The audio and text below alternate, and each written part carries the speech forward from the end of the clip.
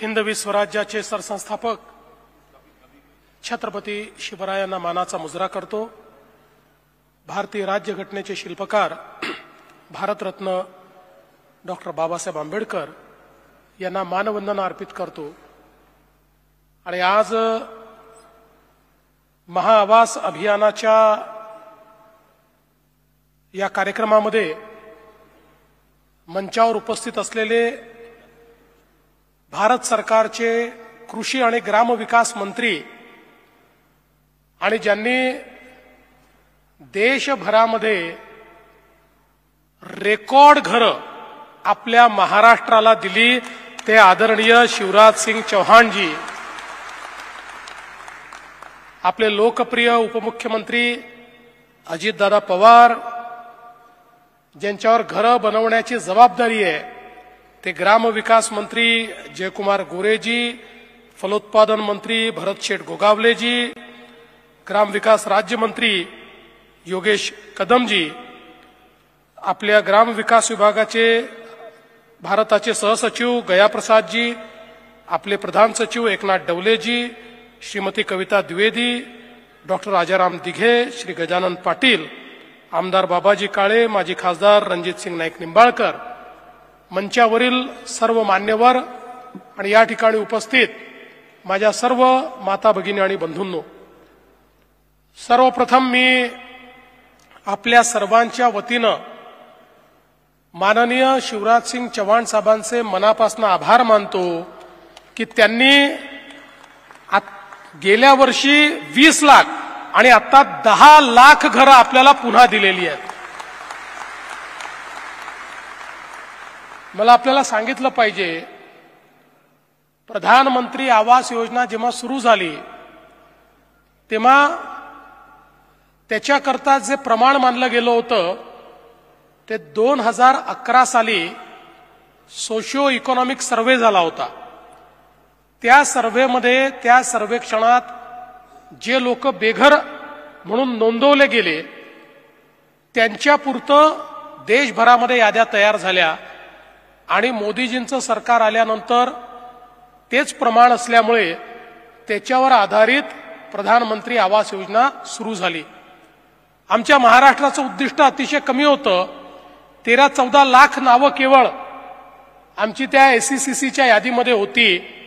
आम्ही काम सुरू केल्यानंतर 2017-18ला आमच्या लक्षात आलं आणि म्हणून आम्ही केंद्र सरकारकडे गेलो आणि माननीय मोदीजींना विनंती केली की मोदीजी, ही यादी 2011ची चुकलेली यादी आहे, अनेक खऱ्या बेघरांची नावं याच्यामध्ये आलेली नाहीत, आपण आम्हाला नव्याने संधी द्या। आणि मग मोदीजींनी त्यावेळी आवास प्लस अशा प्रकारची योजना आणली आणि सांगितलं नव्याने रजिस्ट्रेशन सुरू करा। आणि नव्याने रजिस्ट्रेशन आम्ही सुरू केलं आणि ते सुरू झाल्यानंतर अजून जवळपास 30 लाख या ठिकाणी बेघरांची नोंद आपण केली। आणि जवळपास ती नोंद झाल्यानंतर आपल्याला कल्पना आहे, पहिल्या टप्प्याची घरं आपली कामं चालली होती।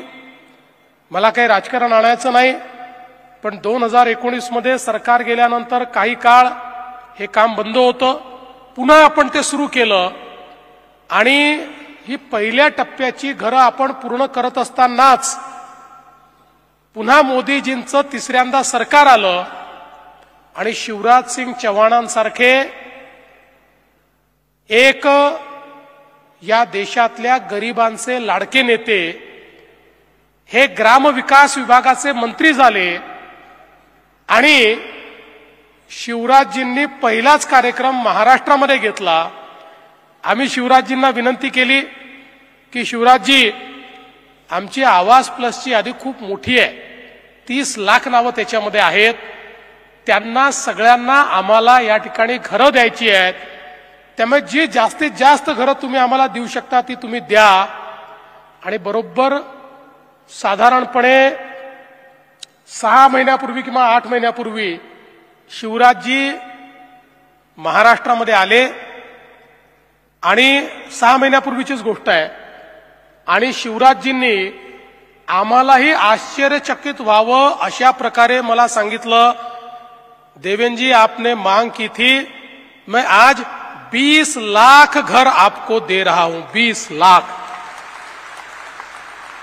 आणि अशाच एका कार्यक्रमामध्ये पुण्यामध्येच शिवराजजींनी त्या 30 लाखापैकी 20 लाख घरं एका झटक्यात आपल्याला दिली।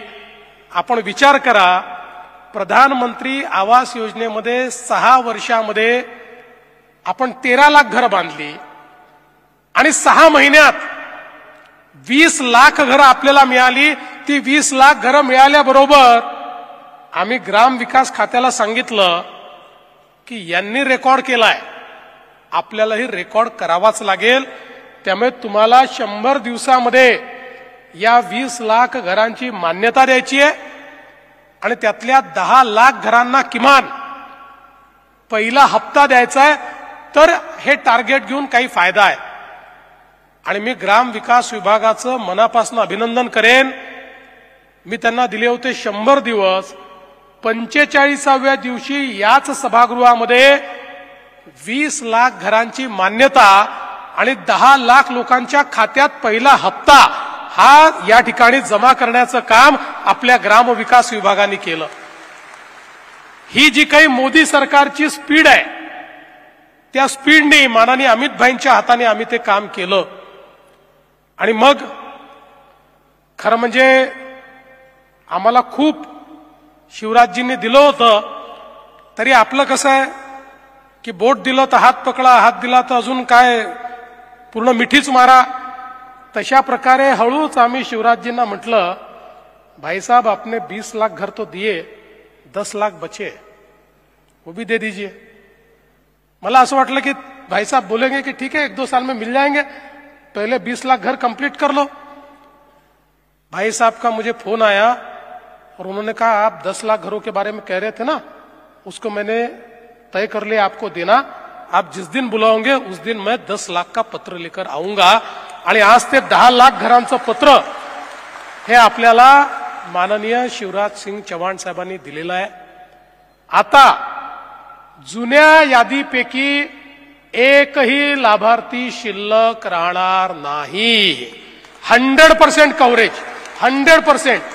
देशातलं पहिलं राज्य हे महाराष्ट्र असेल की ज्याच्यामध्ये 100% यादी, आणि छोटी मोठी यादी नाही, 30 लाख कशाला म्हणतात, हे 30 लाख घरं एकूण सगळा जर आपण त्याचा किती गुंतवणूक आपण करणार आहोत याचा विचार केला तर साधारण 80,000 कोटी रुपयाची गुंतवणूक ग्रामीण भागामध्ये घरांमध्ये आज आपण या ठिकाणी करतो। आणि एवढं करून ते थांबले नाहीत, परिवार वाढतात, काही लोक सुटलेली असतात, आणि म्हणून आता पुन्हा नव्याने सर्वेक्षण करण्याची देखील त्यांनी आपल्याला त्या ठिकाणी मुभा दिली। जे सर्वेक्षण आता आपण करून राहिलो आहोत, म्हणजे अजून कोणी सुटले असतील, काही परिवार वाढले असतील, काहींकडे अजून 2 परिवार तयार झाले असतील, अशा सगळ्यांना त्या ठिकाणी इन्क्लूड करण्याकरता 3रा सर्वे आपला चालू झालेला आहे।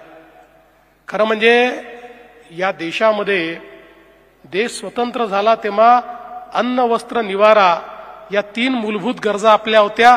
त्यानंतर शिक्षण, आरोग्य, रोजगार या 6 मूलभूत गरजा आपल्या झाल्या। पण घराचं स्वप्न हे पूर्ण होणं अनेकांकरता दुरापास्त होतं। मात्र मोदीजींनी ठरवलं की प्रत्येक भारतीयाला मी घर देणार, आणि आज महाराष्ट्रामध्ये ते स्वप्न पूर्ण होताना आपण बघतोय। आणि महाराष्ट्राच्या सरकारने देखील निर्णय केला, मी माननीय अजितदादा, शिंदे साहेब, आम्ही सगळ्यांनी ठरवलं की केंद्र सरकार जर आपल्याला एवढं देत आहे तर आपणही त्याच्यामध्ये भर घातली पाहिजे। आणि म्हणून राज्य सरकारच्या वतीनं आम्ही 50,000 रुपये अधिकचे देण्याचा निर्णय त्या ठिकाणी दिला। आणि हे ठरवलं की प्रधानमंत्री आवास योजनेच्या प्रत्येक घरावर सोलर लावलं जाईल। प्रधानमंत्री आवास योजनेच्या कुठल्याही घराला विजेचं बिल देण्याची आवश्यकता पडणार नाही। जन्मभर मोफत वीज ही आमच्या प्रधानमंत्री आवास योजनेच्या लाभार्थ्याला मिळाली पाहिजे। त्यामुळे त्याचा निर्णय आपण घेतला. म्हणजे आता बघा, घरही मोदीजी देणार, त्याच्यामध्ये शौचालय पण देणार, पिण्याचं पाण्याचं कनेक्शन पण देणार, मोफत वीज पण देणार, त्याच्यामध्ये गॅस सिलेंडर पण देणार. सगळ्या गोष्टी या आपल्या गरीब जनतेकरता मोफत देण्याचा निर्णय मोदीजींनी घेतला आणि ते अतिशय वेगानं हे काम या ठिकाणी चाललेलं आहे. आणि मी अजितदादांचे देखील या ठिकाणी आभार मानेन, कारण ते आमचे वित्तमंत्री आहेत. त्यामुळे मी त्यांना सांगितलं की दादा, अडचणी अनेक आहेत आपल्याला, पण घरं बांधायची आहेत, त्यामुळे कुठूनही पैसा काढा आणि घरांना द्या. दादा म्हणाले, जेवढे शिवराजजी देतात तेवढे घरं घेऊन टाका सीएम साहेब, आपण कुठूनही पैसा आणू, पण पैसा घरांकरता कमी पडू देणार नाही. आणि त्यामुळे आज ही अतिशय आनंदाची गोष्ट आहे की आता या ठिकाणी इतक्या मोठ्या प्रमाणात घरांचं काम चालू झालेलं आहे. आणि ग्रामविकास विभाग ज्या गतीनं गोरेसाहेब आज काम करतो आहे, ही गती कमी होणार नाही, ही माझी अपेक्षा. ही गती वाढेल, कारण तुम्ही 45 दिवसात केलं की आम्ही 35 दिवस म्हणू. तुम्ही 35 दिवसात, याचा अर्थ तुम्ही 45 दिवसाचं काम 100 दिवसात करू नका. पण मला आनंद आहे, शेवटी आज सगळी मशिनरी कामाला लागली आहे. आज बघा, हा कार्यक्रम आपण या ठिकाणी करतोय, तुम्ही 15,000 लोक या ठिकाणी आहात, पण लिंकवरनं प्रत्येक तालुका जुडलेला आहे. 1.5 लाख लोक आपल्या कार्यक्रमामध्ये जे लाभार्थी आहेत ते सम्मिलित झालेले आहेत. त्यामुळे संपूर्ण महाराष्ट्र हा कार्यक्रम या ठिकाणी पाहतो आहे. आणि या माध्यमातून आपण संपूर्ण महाराष्ट्रातल्या प्रत्येक गावामध्ये बेघर मुक्त महाराष्ट्र, प्रत्येकाला घर असलेला महाराष्ट्र, अशा प्रकारची आपली संकल्पना या ठिकाणी राबवण्याचं काम हे चाललेलं आहे. आज अनेक लोकांचा आपण सत्कार केला, ज्यांनी या मोहिमेमध्ये चांगलं काम केलेलं आहे.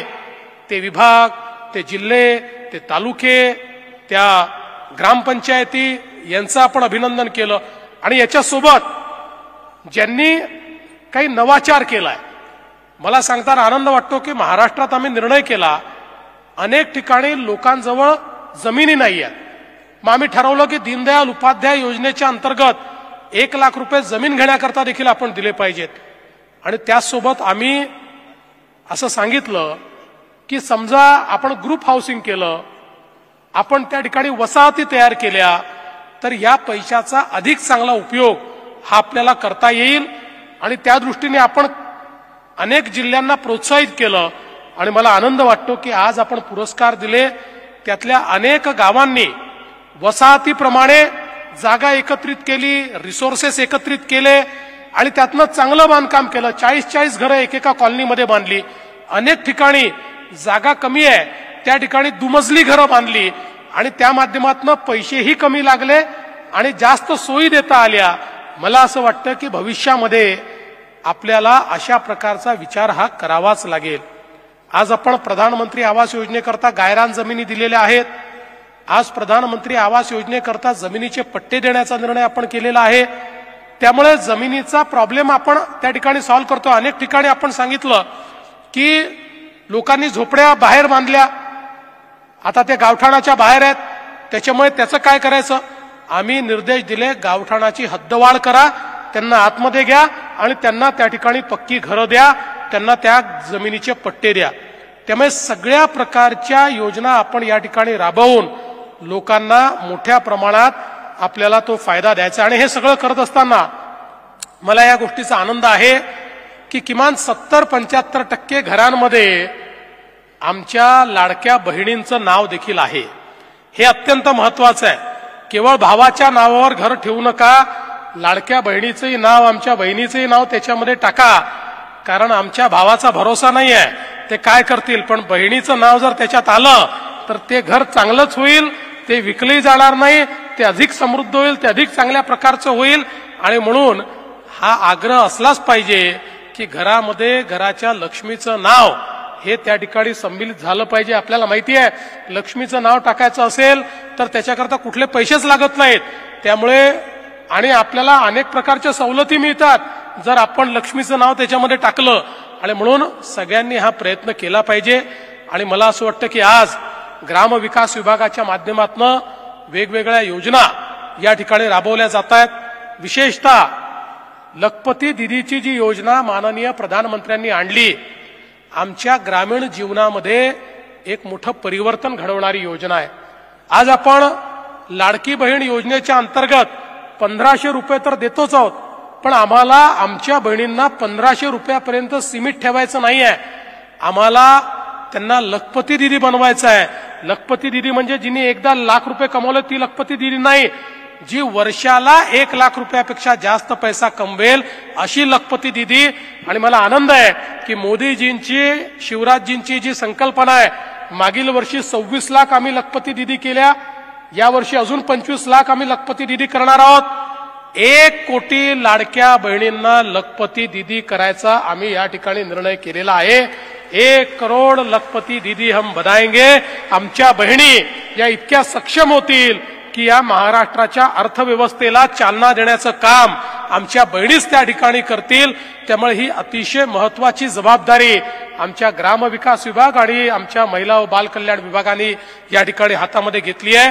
त्यांच्या पाठीशी अतिशय भक्कमपणे आम्ही उभे आहोत. आजच्या या प्रसंगी ज्यांना ज्यांना घरं मिळणार आहेत त्या सगळ्यांचं मी अभिनंदन करतो. आणि पुन्हा एकदा आपण सगळ्यांनी जोरदार टाळ्या वाजवून शिवराज सिंग चौहान साहेबांचे आभार मानावेत अशा प्रकारची आपल्याला विनंती करतो आणि माझं बोलणं संपवतो. धन्यवाद. जय हिंद, जय महाराष्ट्र.